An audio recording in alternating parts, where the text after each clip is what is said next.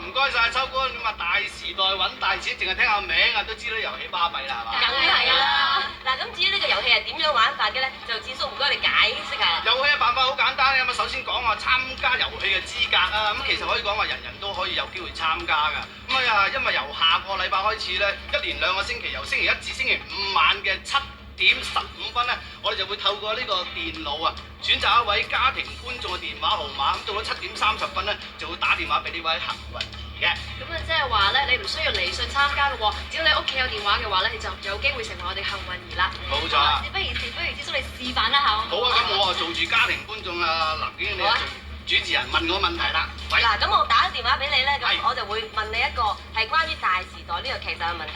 問咁今次咧我就問你《大時代》劇集裏面嘅4生4旦其中一位係邊個咧？其中一位啊，望住啦，藍潔瑛啊、郭藹明啊、周慧敏咁啦，嚇，咁你答中晒啦，我藍潔瑛啦。好啦，咁譬如就當係我啦，咁啊點啊？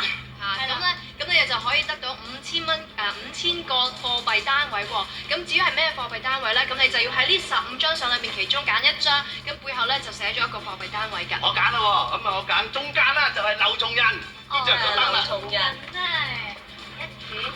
係咩啊？哦，原來新台幣。新台幣咁樣兌換率經過計咗之後咧，就係得到港幣1450蚊嘅。哦，都有千幾蚊都都唔唔錯啦。錯嘅，不過咧就仲未玩完嘅喎。未玩完嘅跟住咧就可以進入第2個部分嘅遊戲。咁咧就係玩法係點咧？你是但又講一個。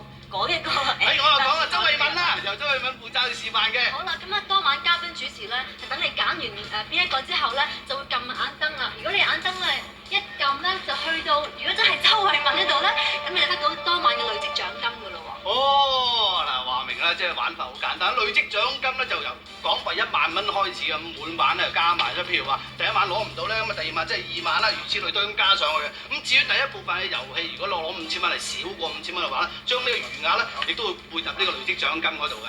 咁講啦，大時代揾大錢啊嘛，下個星期一晚開始咧，晚晚坐定定就可以揾大錢啦。多謝咁多位。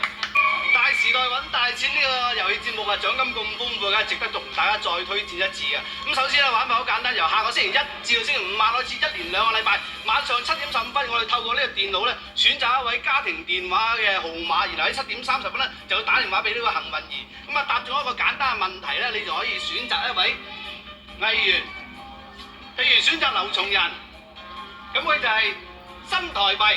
新台幣咧就5000蚊，折合啦港幣咧大約係千零蚊。咁然後第2部分遊戲咧，你就會選擇劉松仁做咧，就撳個酒燈。如果咁巧個酒燈停喺劉松仁嘅面上咧，你就可以得到個累積獎金啦。累積獎金就1萬蚊港幣開始，咁啊每晚累積1萬蚊。咁換句話講，如果第1晚攞唔到咧，第2晚就2萬，第3晚就3萬，如此類推。咁第1部分嘅獎金如果係攞唔到5000蚊嘅呢個餘款咧，就撥落呢個累積獎金嗰度。由下個禮拜開始。